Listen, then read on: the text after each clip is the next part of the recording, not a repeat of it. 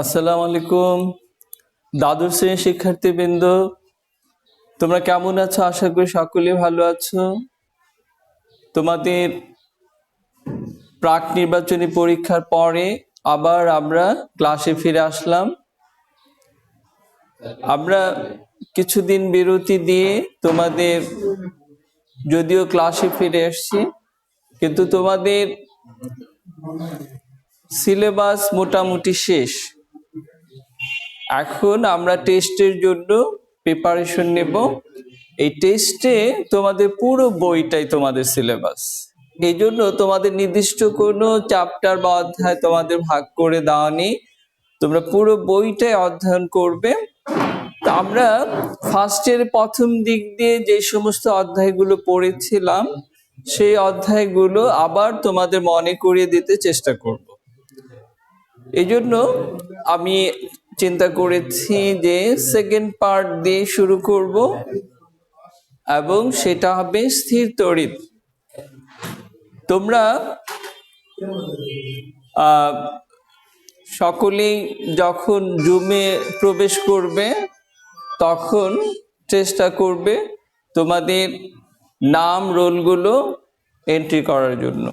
তার কারণ তোমরা কে কে উপস্থিত হলে আমরা তোমাদের উপস্থিতিটা নিব, এই জন্য তোমরা নাম রোল লিখে ফেলবা। তা আজকে আমরা তোমাদের স্থির তড়িৎ নিয়ে আলোচনা করার চেষ্টা করব। তোমরা এই অধ্যায়টা ফার্স্ট ইয়ারে পড়েছো। তা আজকে আমি তোমাদেরকে আবার সেই জিনিসগুলোকে মনে করিয়ে দিতে চেষ্টা করব।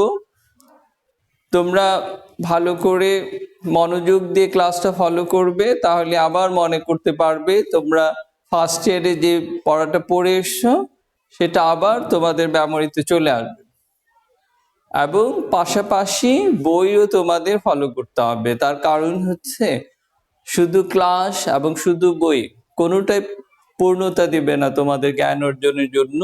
তোমাদের বইও লাগবে, ক্লাসও ফলো করতে হবে, দুইটা মিলেই তোমাদের জন্য সহায়ক হবে। তাহলে আজকে আমরা স্থির তড়িৎ নিয়ে আলোচনা করব। স্থির তড়িৎ অধ্যায়ে আমরা কি কি পড়বো সেটা আগে বলে নেই। স্থির তড়িৎ অধ্যায়ে তোমার কুলম্বের সূত্র আছে, এরপরে তড়িৎ প্রাবল্য আছে, তড়িৎ বিভব আছে, ধারক আছে, ধারকত্ব আছে।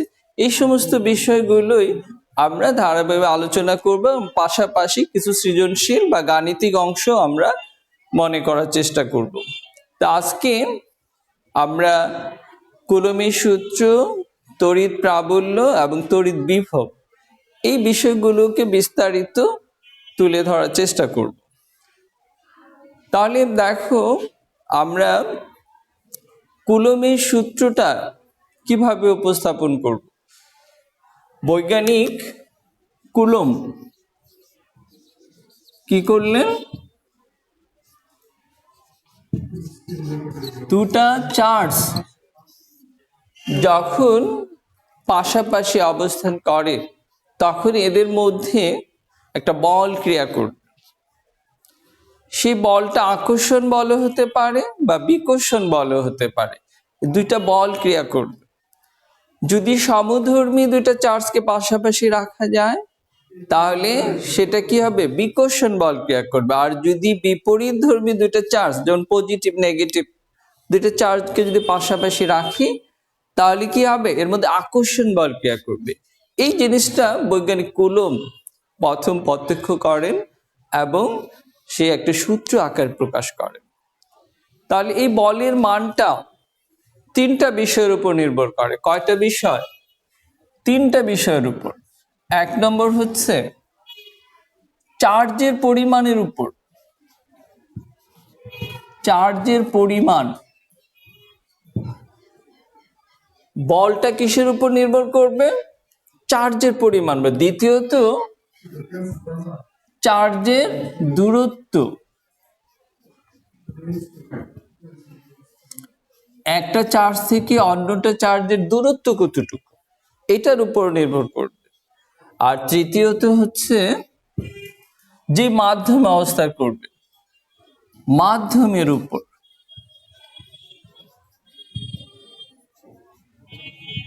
এই তিনটা বিষয়ের উপর দুইটা চার্জের মধ্যে যে আকর্ষণ বা বিকর্ষণ বল ক্রিয়া করে সেটা নির্ভর করবে। তাহলে এখন তিনি বললেন যে দুটা চার্জ ধরে নেই, এটা একটা চার্জ, এখানে আর দূরত্বে আরেকটা চার্জ, এটা ধরে Q1, অপরটা হচ্ছে Q2, দুটা চার্জ আর দূরত্বে অবস্থান করছে। তাহলে এদের মধ্যে বল ক্রিয়া করবে, সে বলের মানটা কি হবে? বৈজ্ঞানিক কুলম্ব বললেন F সমানুপাতি দুটো চার্জের গুণফলের সমান, দুটো চার্জের গুণফলের সমান। F সমানুপাতি Q1 ইন্টু Q2। আর কি বললেন? বলটা দূরত্বের বর্গের ব্যস্তানুপাতিক। তার মানে দূরত্ব যদি বেশি হয় আকর্ষণ বলটা কি হবে? কমে যাবে। আর দূরত্ব যত কাছাকাছি থাকবে বল আকর্ষণ বলটাও বেশি থাকবে। তাহলে এই দুইটা অবস্থাতে এই দুইটাকে যদি আমরা একত্র করি তাহলে কি হয়? অর্থাৎ F সমানুপাতি Q1 Q2 divide by R square. এখন সমানুপাতিক চিহ্নটা যদি আমরা তুলে ফেলি তাহলে কি অবস্থা হবে? একটা ধ্রুব দিতে হবে, Q1 Q2 divide by R square. তাহলে কি হলো? আমরা দুইটা চার্জিত বস্তুর মধ্যে যে আকর্ষণ বা বিকর্ষণ বল ক্রিয়া করবে তার মানটা আমরা পেয়ে গেলাম। এই মানটা কে বের করেছেন? বৈজ্ঞানিক কুলম্ব। তাহলে F সমান C Q1 Q2 divide by R square. তাহলে আমরা এই C এর একটা নির্দিষ্ট মান আছে, C এর মানটা কত? 9 ইন্টু 10 টু দি পাওয়ার 9। তাহলে C এর একটা নির্দিষ্ট মান আছে, এই মানটা তোমরা মনে রাখবে। তাহলে আমরা কুলম্বের সূত্রটা গাণিতিকভাবে দেখালাম। এখন আমরা প্রাবল্যটা কি জিনিস সেটা আলোচনা করব। তোমরা ফার্স্ট ইয়ারে পড়েছো, এখন তোমাদেরকে জাস্ট রিভিশন ক্লাস, তো তোমাদেরকে ওই ব্যাপারগুলো মনে করিয়ে দিয়ে আমরা কিছু গাণিতিক দিয়ে আমরা ক্লাস শেষ করব। তাহলে এখন চলে আসি আমরা তড়িৎ প্রাবল্য।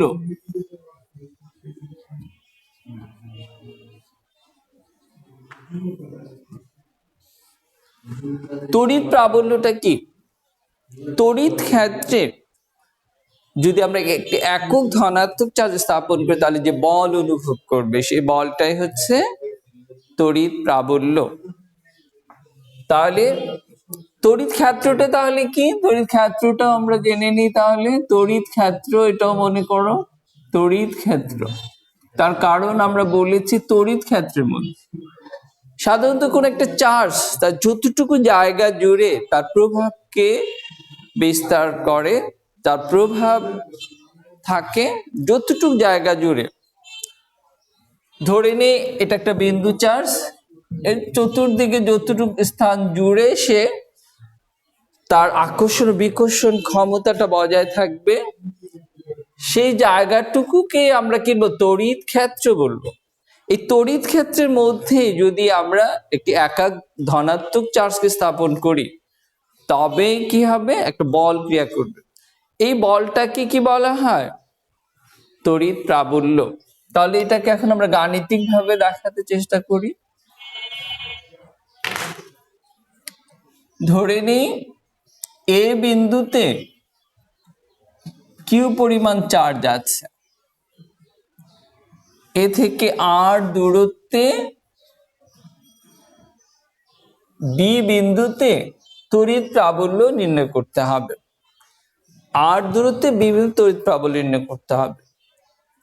তাহলে এখন আমরা এখানে যদি একটা বি বিন্দুতে একক কিউ নট চার্জ স্থাপন করি তাহলে এদের মধ্যে যে বলটা ক্রিয়া করবে আমরা কুলম্বের সূত্র অনুসারে কি লিখেছিলাম? 1/4 pi epsilon naught q naught, দুটো চার্জের গুণফলের সমানুপাতিক এবং দূরত্বের বর্গের ব্যস্তানুপাতিক। তাহলে এই দুটো চার্জের মধ্যে বলটা ক্রিয়া করবে, সেই বলের মানটা আমরা একটু আগে কুলমের সূত্র থেকে জেনেছি। এখন প্রাবল্যটা কি হবে? এখন প্রাবল্যকে আমরা ই দ্বারা প্রকাশ করি। প্রাবল্য সমান কি? আমরা বলেছি যে একটা একক ধনাত্মক চার্জ স্থাপন করলে যে বল ক্রিয়া করবে, তাহলে আমরা চার্জটা স্থাপন করেছিলাম কত? Q not.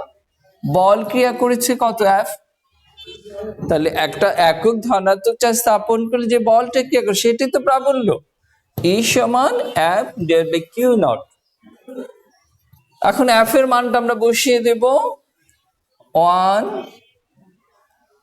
1/4 pi epsilon naught q naught, এখানে কিউ নট আছে আর আর স্কোয়ার। তাহলে দেখো কিউ নট কাটা যাবে, কিউ নট যদি কাটা যায় তাহলে থাকি কি 1/4 pi epsilon naught q divide by r square. তাহলে আমরা প্রাবল্যের রাশিমালাটা পেয়ে গেলাম। তোমরা এটা খাতায় লিখতে থাকো।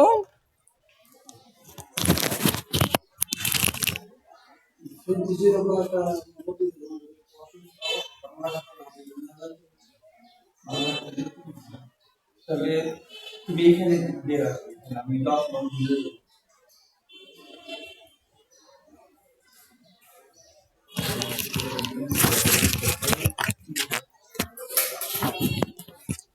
তাহলে আমরা প্রাবল্যের রাশিমালাটা বের করলাম, তাই তো? এখন আমরা চলে আসি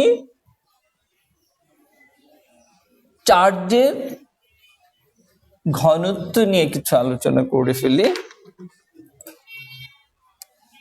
তলমাত্রিক ঘনত্ব, চার্জের তলমাত্রিক ঘনত্ব।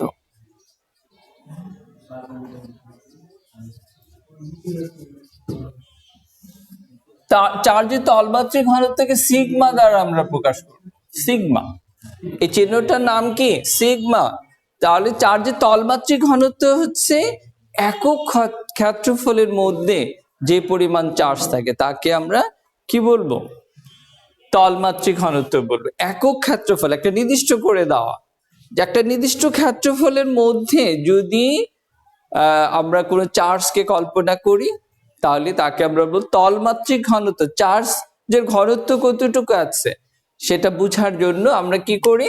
সিগমা দ্বারা প্রকাশ। সিগমা সমান কিউ ডিভাইডেড বাই এ। এটি স্মল কিউ দ্বারা প্রকাশ করতে পারো। তাহলে চার্জের তলমাত্রিক ঘনত্বটা হচ্ছে একক ক্ষেত্রফলের মধ্যে যে পরিমাণ চার্জ থাকে তাকে আমরা চার্জের তলমাত্রিক ঘনত্ব বলবো। আচ্ছা, এখন আমরা এই ক্ষেত্রফলটাকে কি বলবো? 4 পাই আর স্কোয়ার। এ হচ্ছে 4 পাই, তাহলে সিগমা সমান কি ডিভাইড বাই 4 পাই এপসাইলন। এখন তলমাত্রিক ঘনত্ব এবং প্রাবল্যের মধ্যে সম্পর্কটা কি হয়? প্রাবল্য ও তলমাত্রিক ঘনত্বের সম্পর্কটাকে, এর সাথে একটা সম্পর্ক আছে, সেই সম্পর্কটা আমরা সম্পর্ক এদের সাথে রিলেশনটা কি? তাহলে আমরা বলেছিলাম ই সমান, এটা কি? প্রাবল্য, তাই তো? এটা কি বলেছে? 1/4 pi epsilon naught q divided by r square. প্রাবল্যটা আমরা কি বলেছিলাম? একটু আগে আমরা প্রমাণ করেছিলাম 1/4 pi epsilon naught dot q divide by r square. আচ্ছা দেখো, এখন তাহলে আমরা এটাকে যদি আমরা 1 নং সমীকরণ বলি, এটাকে আরো কিছু সিম্পলিফাই করে নিই। এই কিউ কে আমরা স্মল কিউ বলতে পারি, বা এখানে আমরা ক্যাপিটাল কিউ দিয়ে ফেলতে পারি, এটা কোনো ফ্যাক্টর না।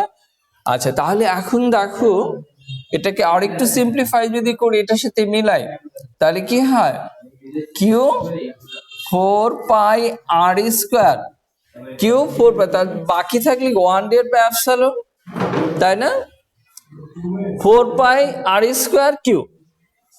তাহলে এখন আমরা 1 নং থেকে কি সিগমার মানটা বসাবো।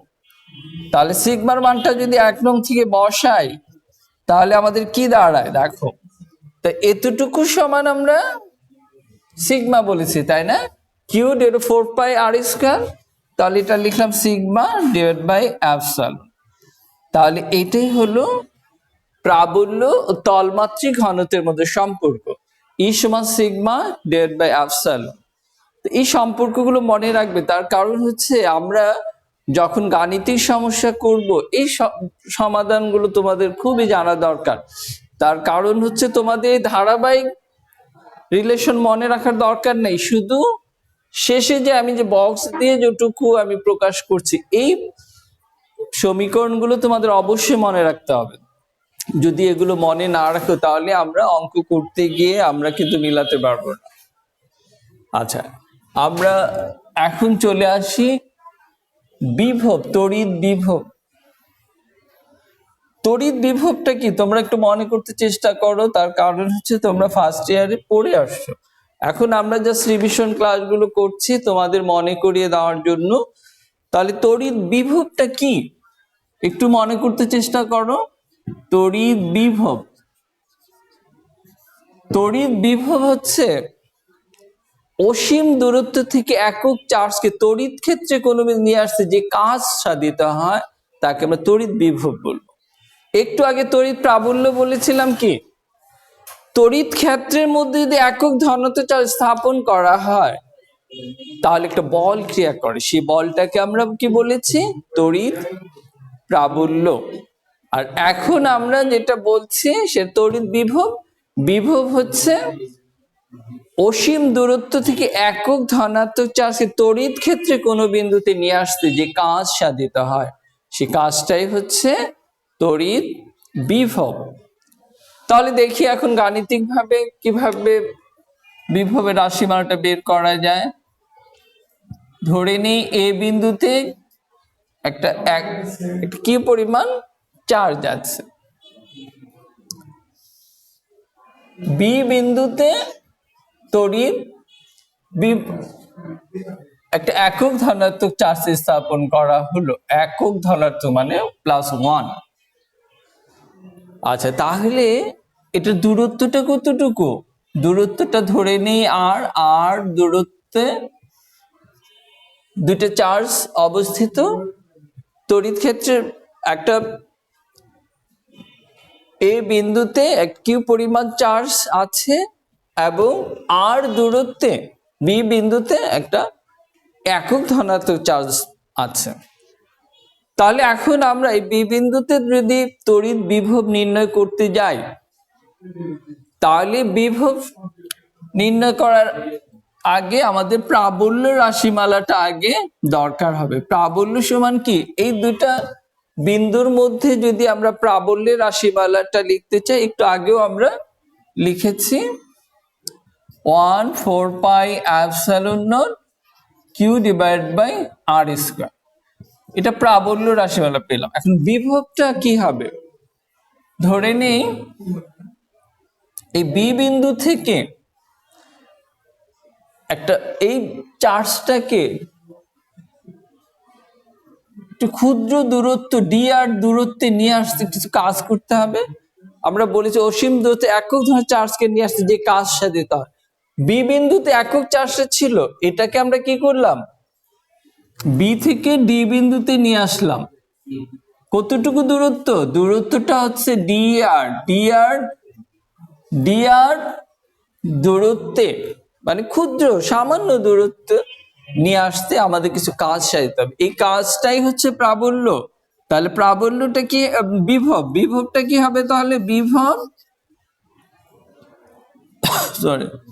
ডিভি সমান প্রাবল্য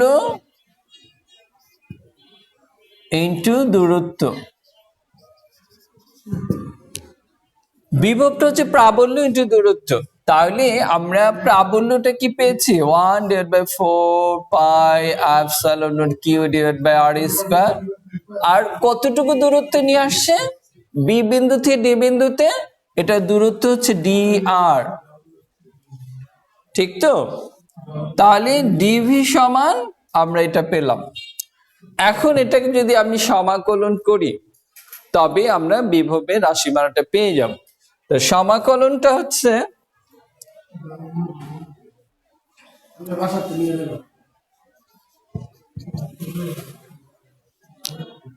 এটা হচ্ছে সমাকলনের চিহ্ন 1/4πε0q/r²dr। এখন আমরা সমাকলন চিহ্ন দিলাম, কিন্তু সমাকলনটাও একটা নির্দিষ্ট সীমার মধ্যে থাকতে হবে, না হলে আমরা সমাকলনের মানটা কি করে বের করব? তাহলে দেখো বিভবটা হচ্ছে 0 থেকে ভি মান, আর দূরত্বটা কত ছিল অসীম থেকে, তাই না? অসীম থেকে আর দূরত্বে নিয়ে আসছি, তাই না? আমরা প্রথমেই সংজ্ঞাতে বলেছি যে অসীম থেকে একক চার্জকে যদি আমরা তড়িৎ ক্ষেত্রের কোনো বিন্দুতে নিয়ে আসতে পারি তাহলে যে কাজটা হবে সেই কাজটাই হচ্ছে তড়িৎ বিভব। তাহলে দেখো আমরা তাহলে লিমিটেশন গুলো এখানে লিখলাম, বিভবটা 0 তে ভি, এবং আমরা অসীম দূরত্ব থেকে আর দূরত্ব যে চার্জটা নিয়ে আসলাম, এর জন্য এই লিমিটেশনটা আমরা এইভাবে এখানে লিখলাম, অসীম মানে ইনফিনিটি থেকে আর দূরত্ব। তাহলে এখন দেখো এটাকে যদি আমি সমাকলন করি, তোমাদের তো এখন আর সমাকলন বুঝিয়ে দেওয়ার দরকার হবে না, আশা করি তোমরা এগুলো অনেক ভালোভাবে শেষ করেছো ফার্স্ট ইয়ার সেকেন্ড ইয়ার মিলে। আমি লিখলেই তোমরা বুঝবে। ডিবি কে সমাকলন করলে ভি হয় আপার লিমিট লোয়ার লিমিট। এখন যেটা ধ্রুব এটাকে আমরা বের করে নিই, কিউ 4πε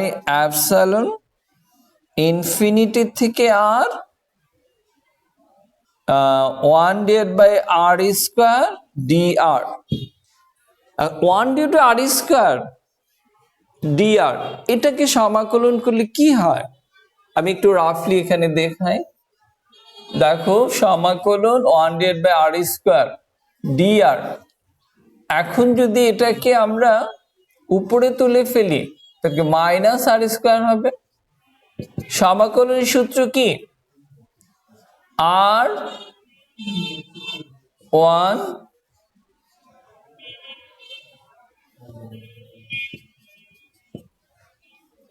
এখন মনে করতে পারছো আশা করি সূত্রটা কি? পাওয়ারের সাথে একটা 1 যোগ করতে হয়, নিচে আবার ওই পাওয়ারটা ভাগ করতে হয়, ঠিক আছে?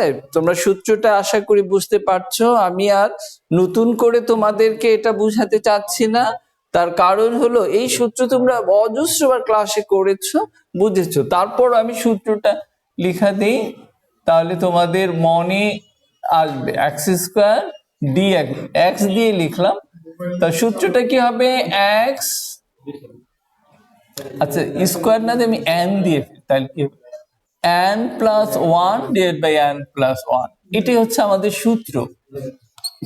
এই সূত্র অনুযায়ী আমি এটা লিখেছি। তাহলে কত হয় r-1 তাহলে কি হবে -1/r। তাহলে দেখো আমরা এখানে কি লিখলাম, 1/r² কে সমাকলন করলে -1/r হলো। কিভাবে হলো এটা আমি ডিটেলস তোমাদের এখানে দেখালাম। এখন এখানে আমরা মান বসিয়ে দিই তাহলেই হবে। এখন তোমরা তো সমাকলনের যে আপার লোয়ার লিমিটের মানটা বসানো জানো, তাহলে কি হবে আপার লিমিট মাইনাস লোয়ার লিমিট, তাই তো? আপার লিমিটটা কত ছিল ভি, লোয়ার লিমিট ছিল 0, তাহলে ভি - 0 সমান কিউ 4πε0। এখন এটাকে আমরা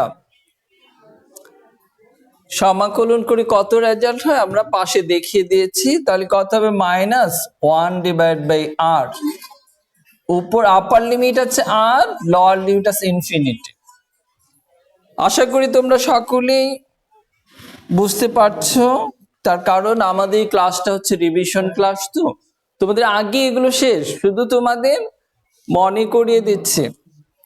ভি সমান, এখন লিমিটের মান যদি বসাই তাহলে কি হবে? 4πε0 -1/r, সূত্রর মাইনাস আর এখানে মাইনাস, তাহলে কি হয়ে যাবে? প্লাস হয়ে যাবে 1/∞। এখন দেখো আমরা যদি এটাতে গুণ করি তাহলে কি অবস্থা হয়? এখানে minus q/4πε0 r plus q। আচ্ছা, এখন এক কাজ করি, আমাদের এই টার্মটা জিরো যে হবে, কেন হবে সেটা আমি বলে দেই, তাহলে সুবিধা হবে। 1/∞ সমান হচ্ছে 0, তাহলে এই 0 দিয়ে এটা গুণ করলে 0ই হয়ে যায়। তাহলে কি হলো? আমাদের যে মানটা পেলাম, এখানে দেখো মাইনাস রেজাল্ট এসছে, কিন্তু আমরা যদি প্রথম দিক দিয়ে প্রাবল্যের মানটা বের করতাম, এটা আকর্ষণ বা বিকর্ষণ বলটা কত ডিগ্রি অ্যাঙ্গেলে হচ্ছিল? 180। তাহলে সেভাবে যদি আমরা মান বসাতাম তো প্রাবল্যের মানটা মাইনাস আসতো, তাহলে এই মাইনাস মাইনাস তখন এটা কি হয়ে যাবে? প্লাস হয়ে যাবে। তাহলে অর্থাৎ এখন আমরা ভি এর মানটা পেলাম বিভব 1/4πε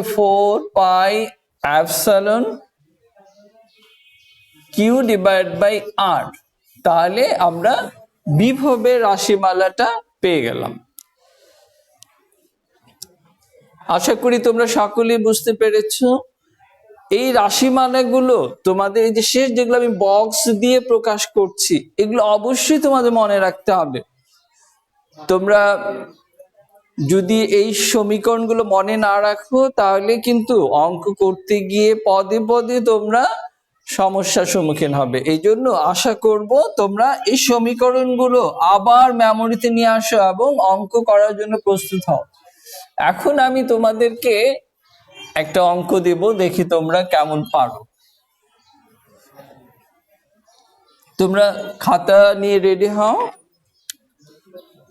প্রশ্নটা হচ্ছে, দুটি সমজাতীয়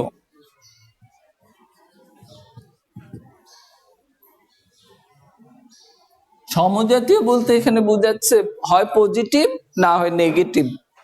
দুটি সমজাতীয় পিত বল, সমজাতীয় চার্জের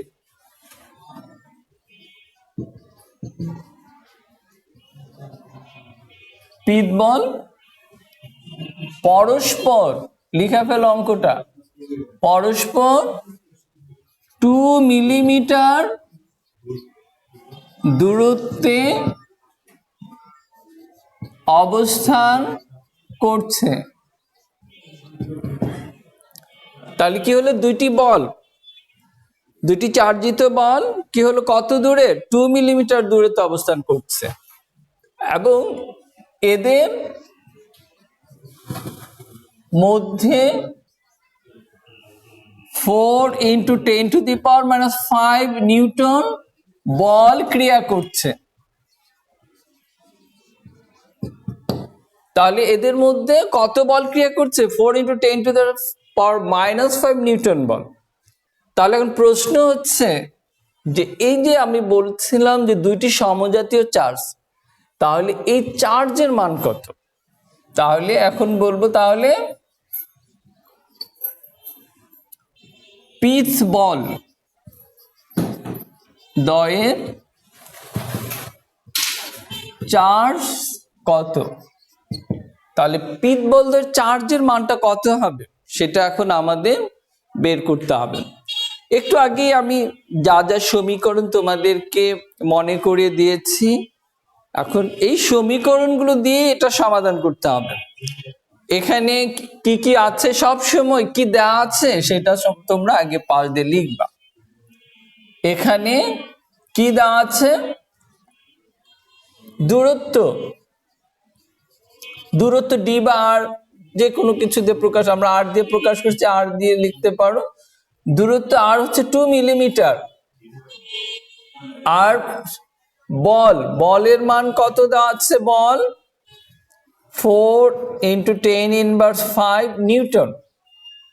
তাহলে চার্জের মান কত, চার্জ হচ্ছে Q1 = Q2 = what? তার কারণ কি, চার্জ হচ্ছে দুইটা সমজাতীয় চার্জ, তাহলে একটার মান Q1, অন্যটার মান Q2। যেহেতু সমজাতীয় বলেছে এই জন্য আমরা ইকুয়াল চিহ্ন দিয়েছি। আচ্ছা, এখন দেখো আমাদের আর, এফ এবং কিউ, এটা দিয়ে কোন সমীকরণটা আমরা বের করেছিলাম মনে করতে পারছো আশা করি। তাহলে এখন লিখবা, আমরা জানি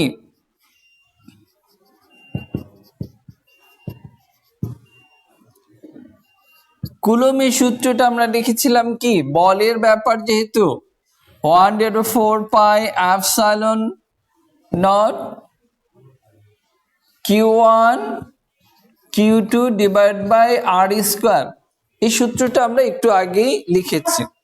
তাহলে দেখো এখন এফ এর মান দেওয়া আছে, আর এর মানও দেওয়া আছে। আমরা এই Q1 Q2টা বের করে ফেলবো। কি করে বের করব, এখন দেখো আমরা সমীকরণটার মধ্যে মানগুলো বসিয়ে দেব। 1/4πε0 এর মানটা কত তোমাদের আশা করি জানা আছে, 9 × 10⁻৯। আর Q1 Q2 যেহেতু সমান বলেছি, তাহলে কি হবে, সমান, একটা কিউ বলে দেই, Q = Q1 Q2, তাহলে এটা কি হবে, Q² /r²। তাহলে এখন আমরা কিউটাকে এই পাশে নিয়ে আসবো, Q² = কি হবে, 9 × 10⁻৯, এটা ঠিক রাখলাম। তাহলে আমাদের এটা নিচে চলে যাবে, Q² যদি আমি এই পাশে নিয়ে আসি, তাহলে f(r²) / 9 × 10⁻৯। তাহলে এখন দেখো এফ এর মানও আমাদের দেওয়া আছে, আর এর মানও দেওয়া আছে, কিন্তু তোমার একটা জিনিস খেয়াল রাখতে হবে, আমাদের এককগুলোকে সব সমজাতীয় করতে হবে। এখানে মিলিমিটার আছে, এটাকে আমরা কি করব, মিটারে নিব। তাহলে মিটারে নিতে হলে কি করতে হবে, 2 × 1000 দিয়ে ভাগ করতে হবে, 10⁻3, তাই না। 1000 মিলিমিটারে কি হলো, 1 মিটার, তাই না। তাহলে 10⁻3 দিয়ে গুণ করলাম। এখন আগে এফ এর মানটা লিখবো 4 × 10⁻5, আর এর মানটা হচ্ছে 2 × 10⁻3² 9 × 10⁻9। এটা ক্যালকুলেশন করে যে মানটা হবে এটা তোমরা বাসায় করো, শুধু ক্যালকুলেটর টিপে মানটা বের করবে, আর কোনো তোমাদের কাজ নেই। তাহলে ক্যালকুলেটর টিপে মানটা বের করে আমরা এখন যদি শুধু কিউ এর মানটা বের করতে যাই, তাহলে কি হবে, এটাকে √ওভার দিতে হবে, যে রেজাল্টটা বের হবে √ওভার দিয়ে আমরা মানটা বের, একটা নির্দিষ্ট মান বের হয়ে যাবে। এটাই হবে দুইটা পিত বলের চার্জের পরিমাণ। তাহলে আশা করি তোমরা সকলেই বুঝতে পেরেছো। তোমরা আবার সবাই পড়ার টেবিলে বসে যাও, তোমাদের সামনে টেস্ট পরীক্ষার জন্য তোমরা সবাই প্রিপারেশন নিতে থাকো। তোমাদের সিলেবাস পুরো বই, তার কারণ হচ্ছে আমরা টেস্টে কোনো নির্দিষ্ট সাজেশন বা কোনো নির্দিষ্ট অধ্যায়ের উপর টেস্ট নেই না, আমাদের পুরো বইটা সিলেবাসে অন্তর্ভুক্ত। সুতরাং তোমরা ধারাবাহিকভাবে পড়তে থাকো। আর আমরা সেকেন্ড পার্ট যেহেতু শুরু করেছি, এখান থেকে তোমাদের জটিল জটিল অধ্যায়গুলো আমরা ধারাবাহিকভাবে শেষ করব। তারপরে তোমাদের কোনো পছন্দের অধ্যায় থাকলে, যে এই অধ্যায়টা স্যার একটু কম বুঝি, স্যার এটা একটু বুঝিয়ে দেন, তারপরও আমি সেটা চেষ্টা করব, তোমরা ফোনে যোগাযোগ করবে, তাহলে তোমাদের সেই অধ্যায়গুলো নিয়ে আমরা আলোচনা করব। তাহলে সবাই ভালো থাকো, সুস্থ থাকো।